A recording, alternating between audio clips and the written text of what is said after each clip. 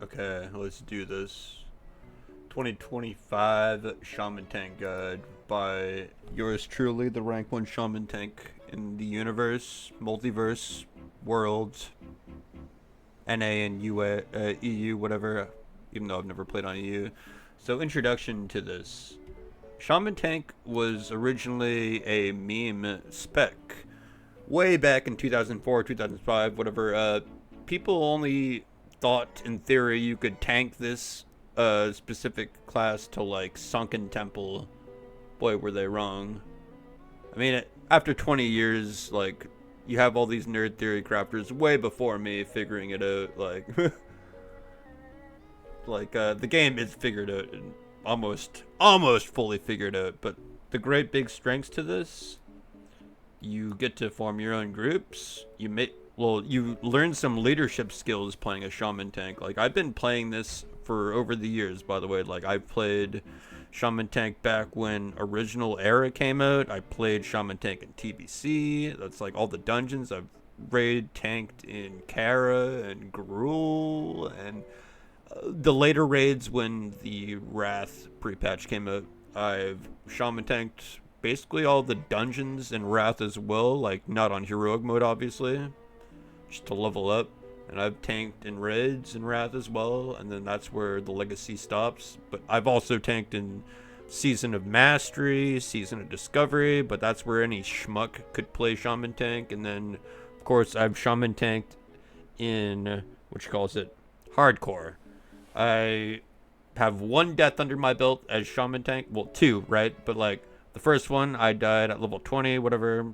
I went and got too overconfident in an area that I got knowledge checked in. It was like, oh wait, they're like level 26, 25 as a level 20. So yeah, it's a long story on that death. Not really. I stone clawed and I pulled the fucking turtle in the river. You know how that goes. And yeah, my second shaman tank, I made it all the way to 60. I had 0 deaths in all my dungeons because I know how to do all the dungeons before I've shaman tanked, but not on hardcore. So I have the experience on how to do it extra safe. But yeah, that's for my credibility for the guide. Like, I've been doing this for like 4 or 5 years. And this is probably like, I don't know, like my 9th, 10th, 11th shaman tank. Trust me, I've went through a couple of accounts. You don't want to ask me why. So, yeah. Strengths, you can make your own groups. You are the Wind Fury Totem person, so it's like people actually kind of want to be in your group, and sometimes like even with like caster cleave groups, that's really good for you because like if you got good mages, you kind of just like get a free carry. And let's see, is there any more strengths to being a shaman tank? You look like a badass when you're standing out in like Orgrimmar or whatever major city you like to chill in. Like probably end game where you have more recognizable tank gear and they're like, oh shit, that guy shaman tanks. Alright, let's get on to the weaknesses. So you got no taunt, but that doesn't stop you from doing threat. Like when I'm fighting against like a noob warrior and they're like taunting on cooldown, I'm still out threatening them. Like the next global after like they taunt, I like earth shock. I'm like, boom, it's back on me, and they're tanking it for like less time than me. But yeah. Then mana sucks ass. You need mana potions as you're leveling. There's another like, yeah, weaknesses is mainly mana. That's one topic on its own. The next is this is heavily reliant to be super optimal with like a lot of consumables. Like you want, well, mainly when I say consumables, I'm talking about Diddy oil, which is oil of immolation. It does 50 damage per tick for 15 seconds every 3 seconds. So you can get 250 damage AoE in a 15-second time frame AoE pull. That is going to help with AoE pulling, but normally you can still tank without it. Like I've done it plenty of times, but like to make it way easier for a beginner, you kind of want oils of immolation to help with your AoE threat. And it's higher APM, I'd imagine. You're just a lot of tab targeting, like, but you're not exactly pressing a lot of like You're also looking at a threat meter to see where you want to use, which mob you want to use Earthshock on. So there's that. Yeah, mana hungry. There's that. If you're trying to get into groups yourself, like they're probably gonna be skeptical. Like if you're using this guide for hardcore, you probably want to be making your own groups as a shaman tank. That's literally how I did it. This is a viable spec, like, but yeah, like I said, you're gonna need engineering, you're gonna need target dummies, you're gonna need bombs, like grenades for AoE. What else? Oils of immolation, that's from Alchemist. You're gonna need an Alchemist friend for that. I remember playing like on a dead server, and that was a big issue for me because like they were insanely expensive, like on a dead era server that I had like a shaman tank on back in the day. So it was like I couldn't really afford it to use them like I can in like Anniversary here, where they're not like an arm and a leg to buy. All right, let's see here. Spell summary. I'm gonna try and do this like an Icy Veins guide. So, spell summary. Your main spells you're gonna be using on a day-to-day basis in like every dungeon. You're gonna like number one, lightning bolt, because you're gonna be doing a lot of safe pulls to like pull like a pack of mobs back. You're gonna lightning bolt them until you actually level up to like, what is it, 34, 36, 32. One of those 30 levels you finally get chain lightning, and you can chain lightning pull mobs to LOS, because some mobs will be ranged or caster mobs and they won't run to you just because like you hit them. You gotta actually LOS so they can run around the corner to like then cast on you. Then you can like start getting some AoE down. So lightning bolt, big one. Storm Strike, it's kind of like a shit ability, but it's like, it's there. It's there, like, you can use it in your early, like, big AoE pulls without Oil of Immolation. Like, you get Lightning Bolt one mob that's far enough to where you can chain Lightning because Lightning Bolt has a travel time to get to its target. Whereas Chain Lightning, as soon as it's done casting, it immediately hits, like, 3 targets. Then you could hit the 4th target with, like, an Earth Shock, and then the 5th target with the Storm Strike if you're pulling like a 5 mob pack. But a lot of early dungeons, like the biggest pulls you're gonna get is like 3 2 mob pulls. Early dungeons, you actually probably want to actually have like your mage polying, your rogue maybe sapping as soon as like he sees you casting lightning bolts. He can sap, run away, and you can pick up the other 2 mobs in the 3 mob pull. If it's you've just got a rogue for your 1 CC ability. You could also have hunters pull a mob into a freezing trap, the one that like freezes them in ice for like a limited amount of time, right? So there's that for early game. Oh yeah, I'm going off on like strats here, but yeah, Earthshock is obviously our big threat ability. It's like a pseudo taunt, depending on the level, depending on the rank. Like max rank, you're using max rank at level 60, and then I'm using like rank 4 as like kind of a sunder ability for also cheaper. Like if I'm like like major mana cool, or your mana potion is on cooldown, like you can maybe get an Earth Shock or a rank 1. Rank 1 is mainly meant for interrupting.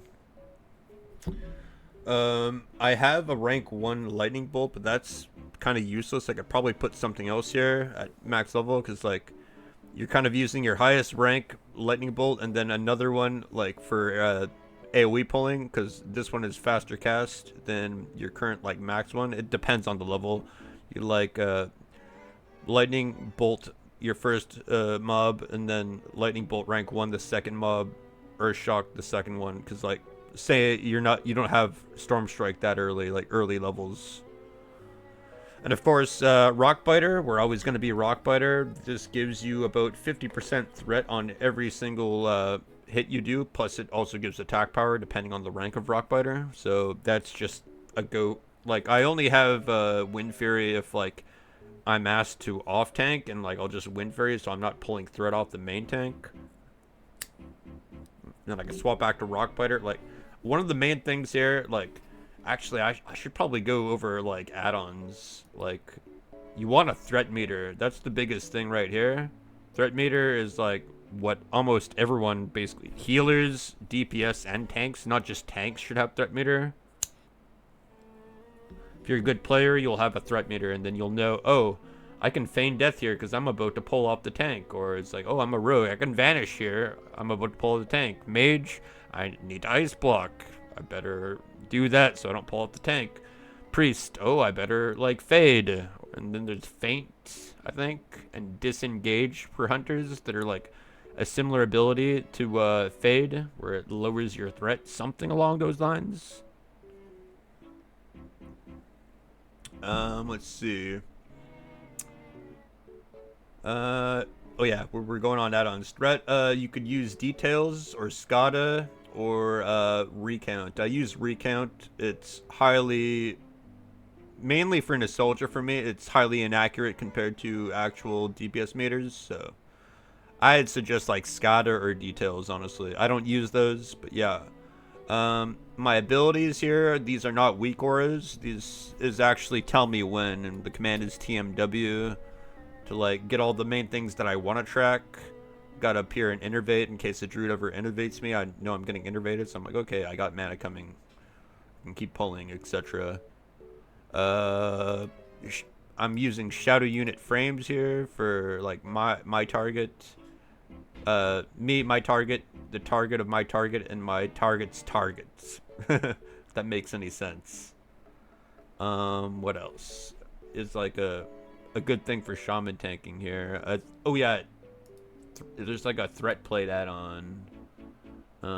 Bigwigs for sure, as well as DBM. Character stat classic is another one. DBM, I already said that. You want auctionator and all of those shit. Bag brother, bagnon. Bartender is what I use here to have all these like lined up like this. Is bartender.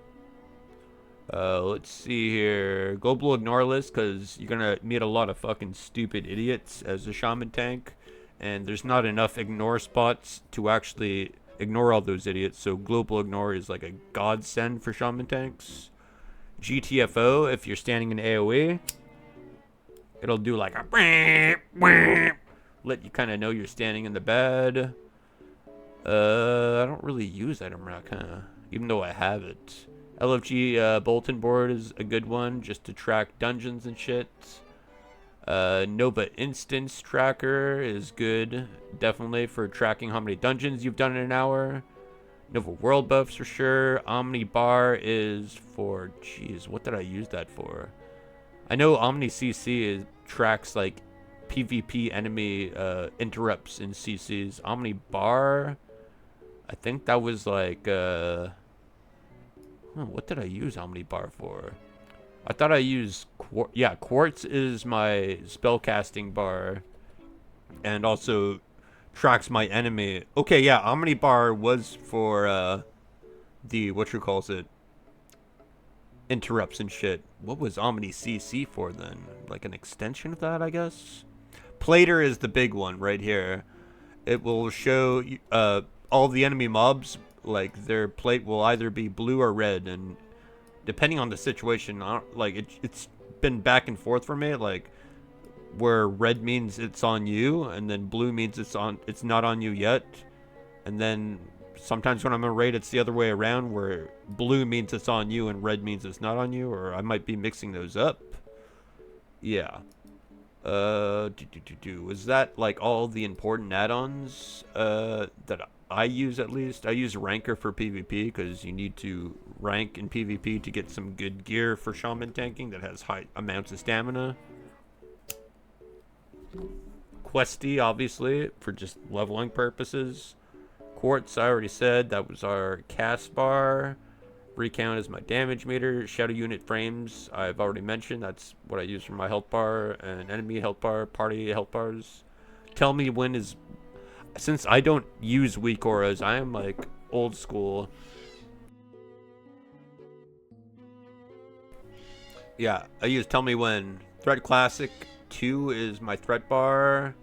Vendor price is just an thing to know what things vendor for, weapon swing timer, and what's training for leveling. Let's see. Yeah, that's my add-ons. All right. Oh yeah, we were talking about spells. Okay, so Rock Biter for sure. Your main totems you're dropping throughout most of your journey will be actually Earthbind while out leveling. Stoneclaw even is higher prio because that means if you pull 2 mobs, you can drop Stoneclaw. 1 mob or even 2 mobs will be on Stoneclaw if you pull a 3 mob pack, and you can beat the hell out of the first one. So you're not getting beaten on by all 3, you're just getting beaten on by 1. So Stoneclaw is really huge for survival and leveling. Like, that's huge for like a hardcore shaman tank, this totem in specific. And then of course Earthbind, to like just get some distance if you're gonna run away. Earthbind is very good. We'll cover them by elements. Tremor is really good when you are fighting mobs that you know can fear you. So yeah, do your research first before that. Stone Skin, if you don't have any like melee, I guess, where you don't have to really drop Strength of Earth, I mean, both are good. Like, this is your threat totem, this is your defensive totem. Depending on what you feel, you could use either or. So yeah, there's that. Water totems. Generally, when you're first starting out, you're gonna only get healing stream, so you use that. Mana Spring is going to be useful for mainly your other party members. Like, it's not actually going to be super big in your mana regen in the long run, like mid-combat. Like, this ain't generating not quite enough, but it's better than nothing at mid-combat. Whenever you get into like a group with another shaman, you could always decide who wants to drop which. And then later on, later dungeons like BRD, UBRS, LBRS, you start to use fire resistance totem, but I don't think you get that till way later on. And then there's also nature resistance totem you can be using for Maradon. Speaking of Maradon, Frost Shock. There's going to be a lot of mobs in certain dungeons that are highly either resistant or immune to your nature abilities, aka your fucking Earth Shock, right? So Frost Shock will be your kind of pseudo threat ability to work with your Rock Biter melees. See what else? Oh yeah, okay, I've covered these. Oh yeah, poison cleansing totem definitely, as well as another thing. Like, if you know mobs are gonna poison, do that. Or, you know, disease cleansing totem. We've only got so much abilities to fit on a bar here. Like, sometimes I have like disease cleanse, the actual spell, on my bar here instead of disease cleansing totem. It really depends on what dungeon I'm doing. Like, I think there's also diseases in Zul'Farrak. So yeah. So air totems. We've got grounding totem is like the first one you get, like, once you do the quest. This is really good for like if your Earth Shock is down to interrupt something, or your War Stomp if you're playing a Tauren, which is like kind of best for shaman tanking defensive wise. Yeah. War Stomp is like a 0.5 second cast, so you're normally able to get this before like a spell cast goes off, and you can like stun interrupt. But yeah, you could also grounding, like evade the spell, and then yeah, Earth Shock a spell. Okay, so yeah, you can Totem Twist for Wind Fury and Grace of Earth, but if you don't have any warriors or rogues in your group, you have no reason to drop Wind Fury at all, because no one else gets it. Feral Druids don't get it. Hunter pets don't get Wind Fury, so it's like, you may as well just agility at that point. And raids, if you're like off tanking and like you're not worried about the threat on your current mob, if you're marked with tanking like X or a third target, you can Totem Twist, and that'd be like, you drop Wind Fury and you count. You're like 1, 2, 3, 4, 5, 6, 7, 8, 9, Grace of Air, and then you like rinse repeat that. Or no, wait, no, I fucked that up. It was supposed to be, you drop Wind Fury, then Grace of Air, and then you start counting like up to like 8, and then you rinse repeat Wind Fury, Grace of Air. Yeah. Whoops, I was almost giving you misinformation.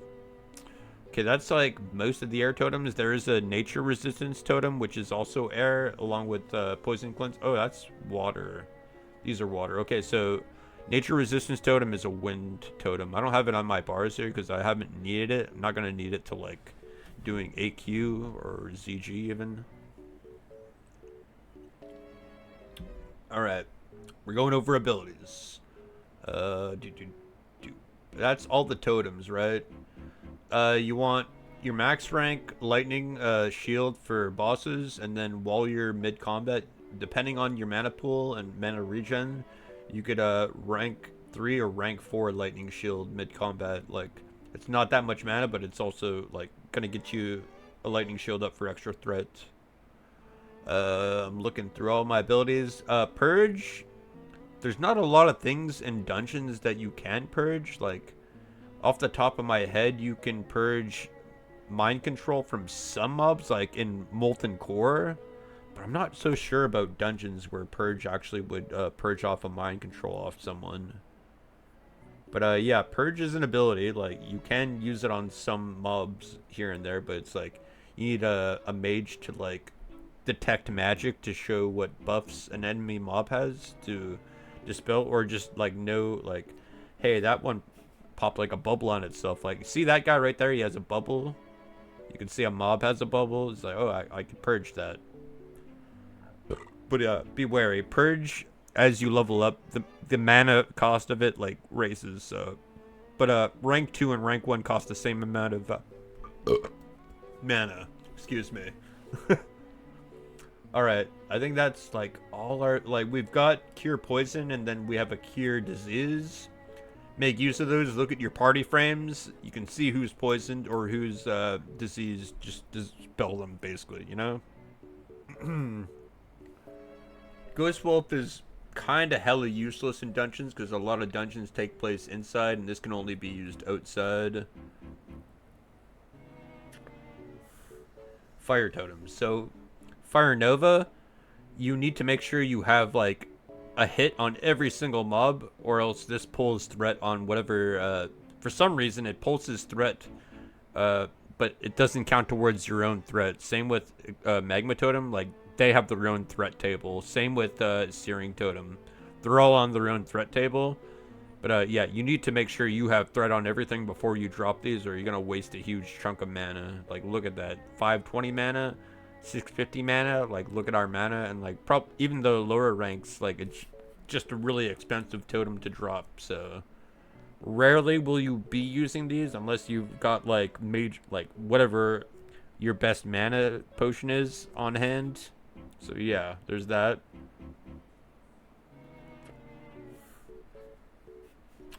So Oil of Immolation, once you're 31 and above, you can start using this. It's actually like at the lower levels, it's way more OP. It becomes less OP like once you're getting to 60 dungeons, obviously, because it's a level 31 item, right? 50 fire damage to any enemy. And also, like, gotta pay attention to what mobs are immune to fire damage, so it might not be super useful, but like it throughout most of your leveling, and even just at end game, it's still a useful item because it doesn't share a cooldown with any of the other consumables, I believe. So there's that. You should be leveling engineering and having whatever your best like bomb or grenade is somewhere, like keybound. What else? Am I missing anything else here? I think I covered all the spells here. Yeah, okay. What is the next step here? Builds and talents. So, the build that I'm using is shield spec, because like 5% mana ain't nothing compared to 5% block, and also increases the amount blocked by 25%. It's not as good as a paladin or a warrior's block, but it's better than nothing. Like Thundering Strikes gives you 5% crit with your weapon attacks. It's not for your spells. It's not till later on in like TPC or Wrath this becomes like 5% all around the board, like for like heals, spells, and attacks. But yeah.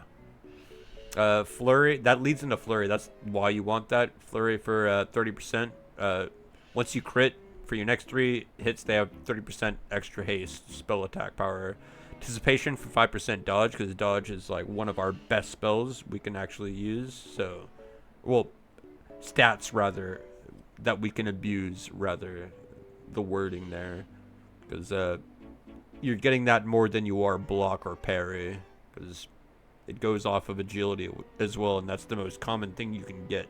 Like, you're not exactly really stacking up parry and block gear. I believe I put 1 point into enhancing totems just to get further down. Could have put it in two-handed axes and maces, but I want to fully commit to tanking instead of using this as a hybrid spec, since we got dual spec and everything. Of course, elemental weapons, because that leads down to Storm Strike, but also elemental weapons increases the attack power bonus of Rock Butter weapon by 20%, so that's the main part, what we want there. That's more threat. Parry, for obvious reasons.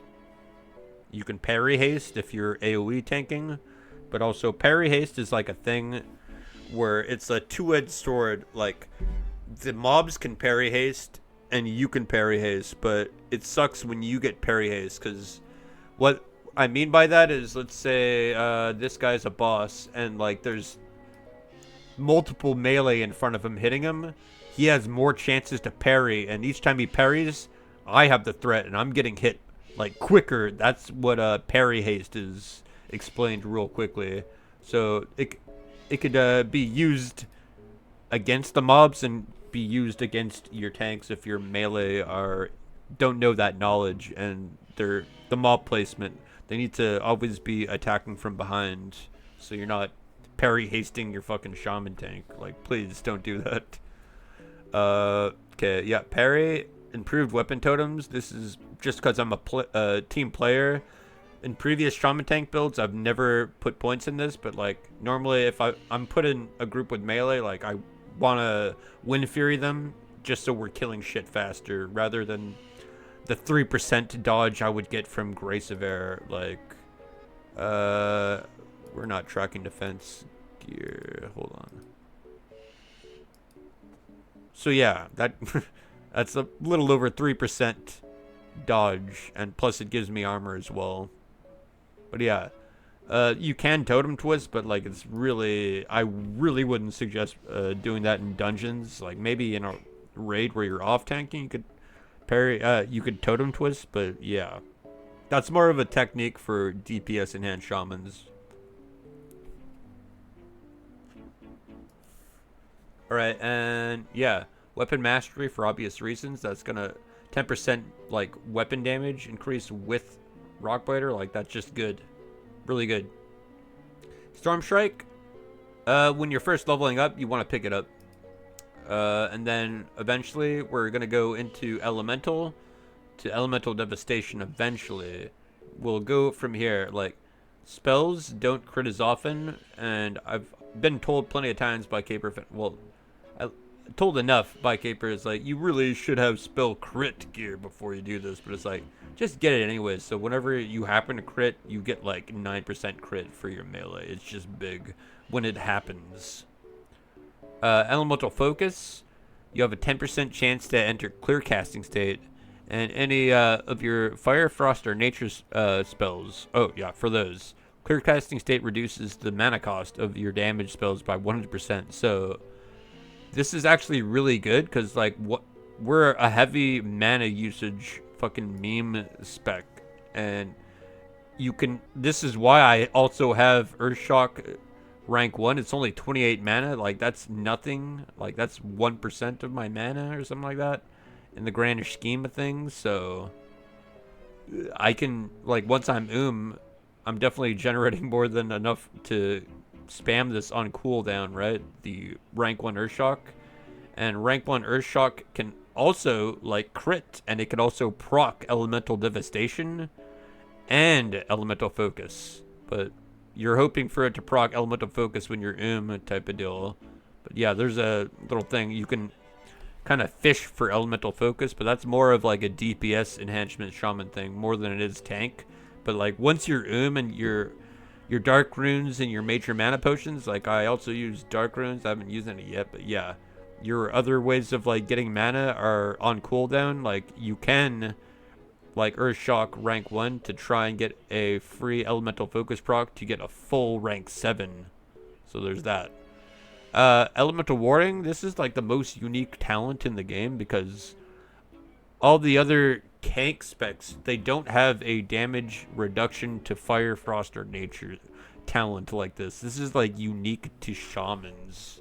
So there's that. They're gonna be slightly more useful, like in Molten Core, in AQ 20 and 40, and even in Nax because of this talent right here. 10% is huge. And Earth's Grasp. Increase the health of your Stoneclaw totem by 50% and the radius of your Earthbind. These are just two huge totems you use for surviving. Like if I see I'm not getting heals, for some reason my heal is AFK, I'm gonna Earthbind and then start kiting. And then if I'm pulling something more than I know I can pull, I'm popping a Stoneclaw on pull so that the mobs don't go on healer or DPS. They're attacking the Stoneclaw first while I'm like gathering, like I'm tap target AoE like stabbing things. So there's that. Convection 4 to 5 for just reduced mana cost of like shocks, mainly Earth Shock. Concussion for damage of said Earth Shock, and Lightning Bolt and Chain Lightning. So there is our talents. What is the next thing here? Rotation. Well, that's easy. You drop all your totems that, depending on your group, what you need, depending on what the dungeon is. Maybe you drop disease. Maybe you drop a poison cleansing. Maybe you're dropping fire resistance. Maybe you're dropping tremor totem. That's depending, like, on, you're going to do that before you even pull. You're dropping all your totems, unless you're following a tank, but normally you should be the tank, and you could, like, pull the boss generally with Lightning Bolt and then Chain Lightning into Earth Shock. That's generally the first opener for, like, solo, like, single target pulling a boss. Because the Lightning Bolt has a travel time, Chain Lightning is instant, and then you're instantly getting an Earth Shock off that. Normally, like, you would think you'd want to Storm Strike there, but you do that afterwards for your next global. And you've got, like, a huge threat gain, like, in a 5-man dungeon.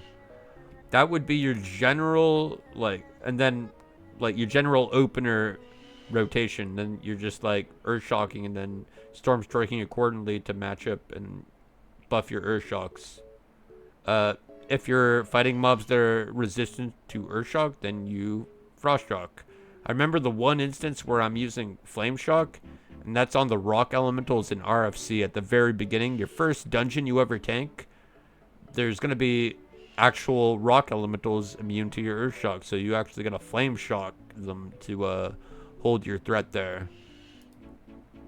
And yeah, all the totems are all situational. It's like you use them when you need them. Like, you gotta be a good shaman to know when you use, like, all of these bajillion totems that we have here. That's the rotation. Stat priority. We are stacking stamina, strength, agility, and then intellect, spirit. Some would say, oh, well, what about defense? You're not gonna be able to stack defense high enough. You kind of just get defense where you can get it, but it's not like a big priority. Like, you're not going to get enough defense to be uncrittable or uncrushable, unfortunately. Maybe uncrittable in Nax gear is what I've been told. But yeah, there might be gear with dodge, and parry, and block. Those are kind of lower.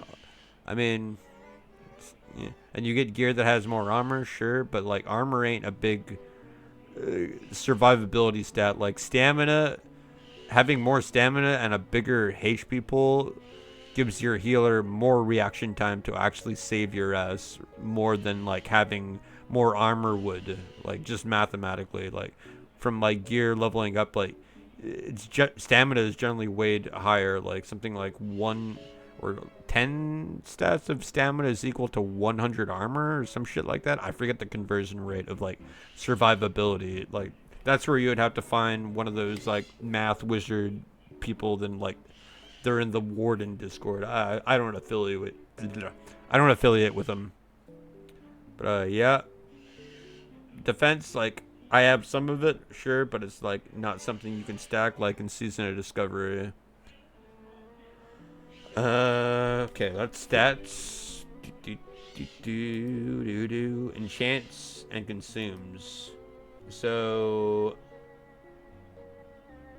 Dragon Breath Chili. You want Rumsey Rum Black Label, Greater Arcane Elixir, Mighty Troll's Blood, Elixir of Fortitude, Elixir of Superior Defense, Elixir of Mongoose, Elixir of Giants.